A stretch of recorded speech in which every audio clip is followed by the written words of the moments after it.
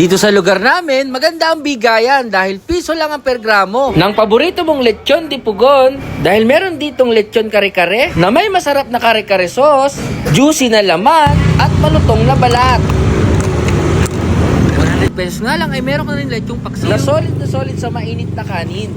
Dito lang yan sa Kin sa Sulukan, Angat, Bulacan. So ano pang hinihintay mo? Dahil para saan pa yung pagtatrabaho mo kung hindi ka magpo-food trip? Kaya tara, food trip tayo. Hello po! Hello sir, good afternoon. Good afternoon. Good Ayan. afternoon po. Sa inyo sir? Ano po yung binibenta niyo po? Sir, ano to? Lechon de pugon po. Lechon di pugon. Yes sir. Ito ay niluto siya sa oven. Oven. Yun o. Diba? Pagkano naman yung ganyan? Sir, ang namin, lowest starts namin is 150 pesos.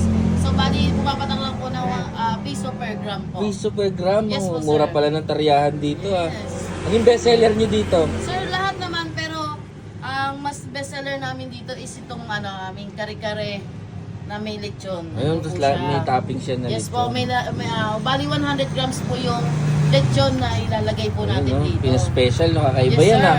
Parang kayo pala nagtitinda dito sa Angat niyan ah. Tsaka quality po yan. Sige, pa-order nga ako niyan para matry natin tsaka nung inyong lechong paksiw. Okay, So, sir. pa-order sige po. ako ha. Okay po.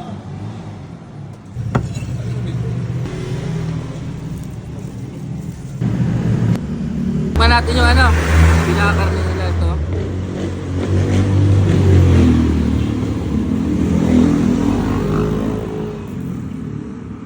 Harap. Wala pang bagong yun, saka ang lambot. Lambot ng loob, crispy yung labas. No?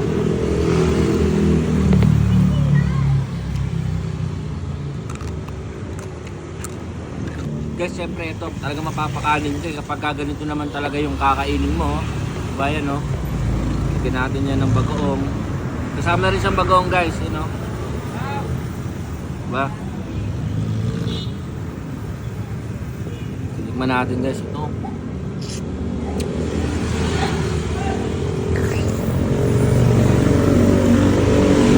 Ito, meron din sila dito nung lechong paksiw na lechon di pugon. Ba natin. Yun ang masarap po, may mga taba-taba na ganyan, no? No?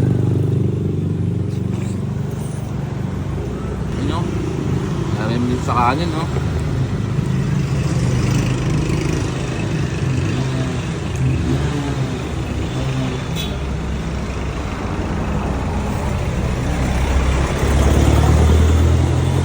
₱100 lang, ang sarap. So paano guys, ubusin ko muna ito ha. Ikaw huwag mong kalimutan mag-food trip pa kasi para saan pa yung pagkatrabaho mo kung hindi ka mag-food trip. Kaya tara, food trip tayo. So yun lang, bye bye!